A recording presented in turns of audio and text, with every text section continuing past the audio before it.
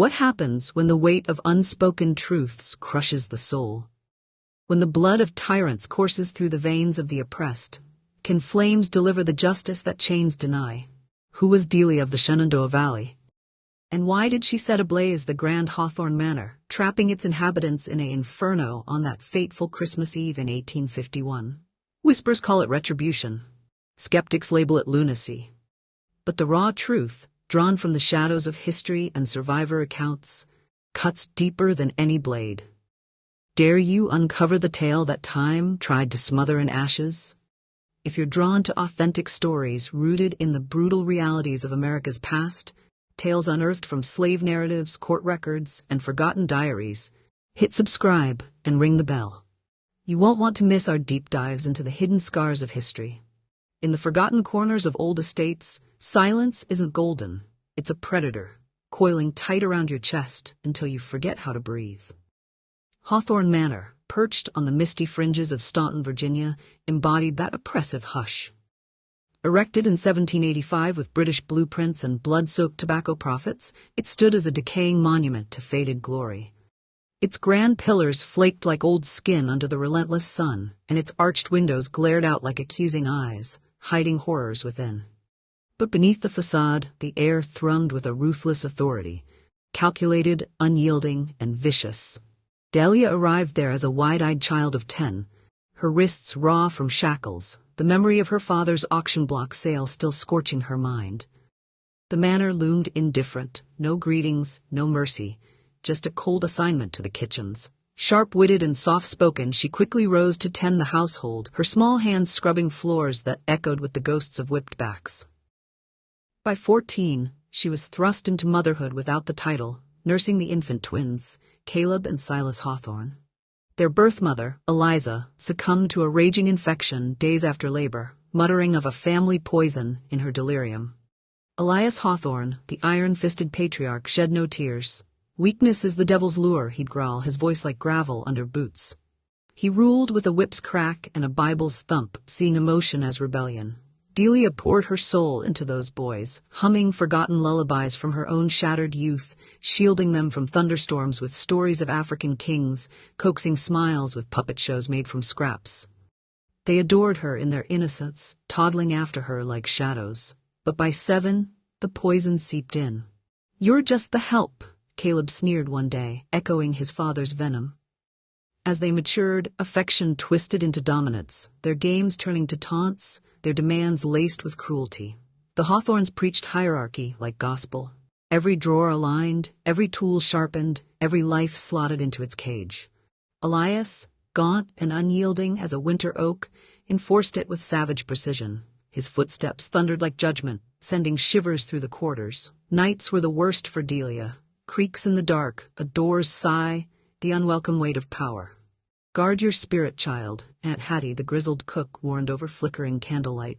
"These Hawthorne men take what they crave, lock or no." Delia bit her tongue, her rage simmering like banked coals, not yet ready to ignite.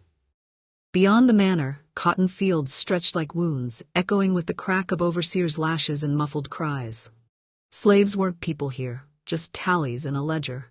But Delia, confined to the heart of the beast, witnessed it all. Bodies breaking under the sun, secrets swapped by firelight, dreams crushed into dust. By her 23rd year she'd transformed, a ghost in the corridors, eyes hardened like flint, hands steady as stone. She observed the twins evolve into predators. Caleb, burly and hot-tempered, wielding his inheritance like a weapon. Silas, sly and watchful, dissecting the world with a surgeon's chill. They barked orders now, blind to the woman who'd raised them. Yet in stolen glances, Delia caught a forbidden spark, acknowledgement of shared blood, buried shame. One stormy afternoon, dusting Silas's library, she overheard the brothers scheming. "Father's will favors us, but that old fortune from Mother? We could claim it sooner," Caleb hissed, slamming a fist on the oak desk. Silas smirked, eyes glinting. "Patience, brother. Accidents happen on these icy roads." Delia's grip tightened on her rag, oil dripping unnoticed. In the dim servant's hut that night, Aunt Hattie eyed her warily. "You're staring through folks now, like you're already gone from this world." Delia met her gaze.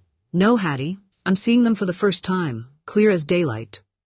Elias had slowed with age, his once firm grip quivering, but his cruelty sharpened like a blade. He no longer prowled her room. His sons carried that torch.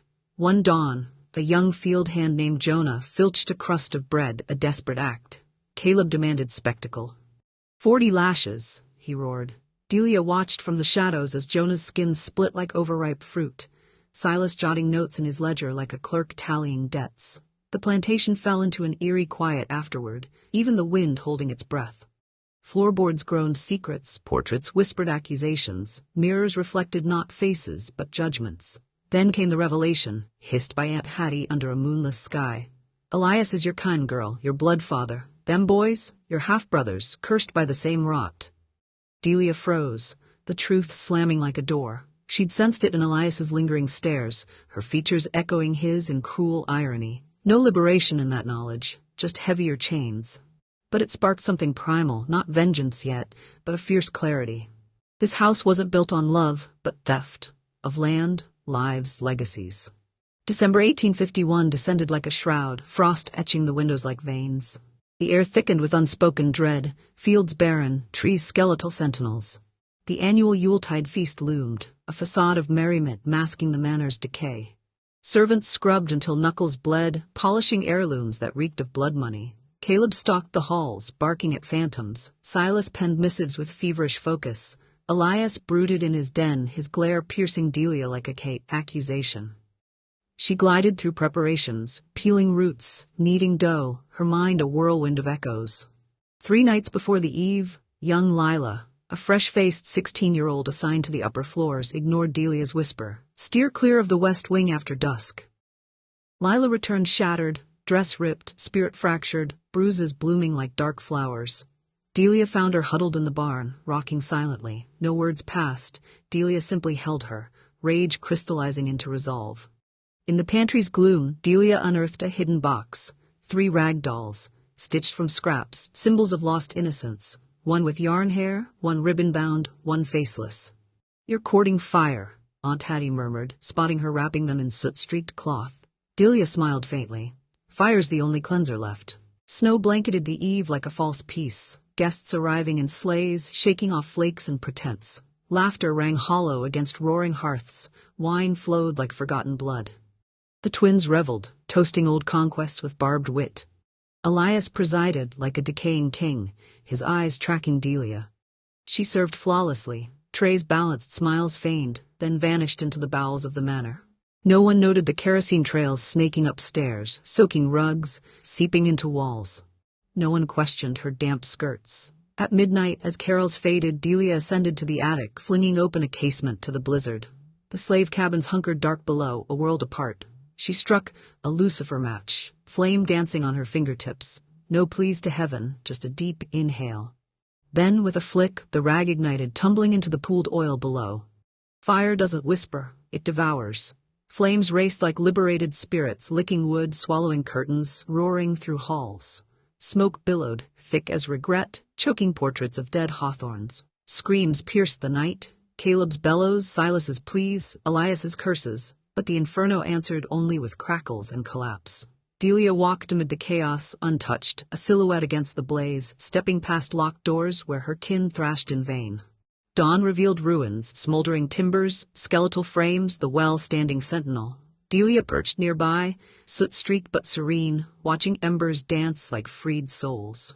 Townsfolk gawked at the charred bones. Elias clutched to a safe of secrets, the twins tangled in eternal embrace. The Staunton courthouse, grim and echoing, hosted her trial in February 1852, a farce of justice amid whispers and glares. Chained but unbowed, Delia faced the judge in a threadbare gown. "Any last words?" he intoned. She lifted her chin, voice steady as steel. "That fire? It was the truest Christmas gift, cleansing what rot couldn't hide." Murmurs erupted, the gavel slammed. Death by rope, no mercy, but fate twisted. On execution's eve, flames erupted in the jail's stables. Diversion or destiny? Guards scrambled, her cell swung open, keys vanished. Some swore she vanished into the wilderness, clad as a traveler. Others claimed the river claimed her, body lost. Yet legends persist. On snowy nights, a figure haunts the ruins. Earth-toned skin, eyes like embers, ground forever barren beneath her step. From the ashes of real histories, like the suspected arsons at Virginia's Grand Estates and the defiant acts chronicled in slave testimonies, rises a lesson. Silence shatters not with words, but with sparks. Delia wasn't villain or victim. She was the stormed slavery brood, a reckoning etched in flame.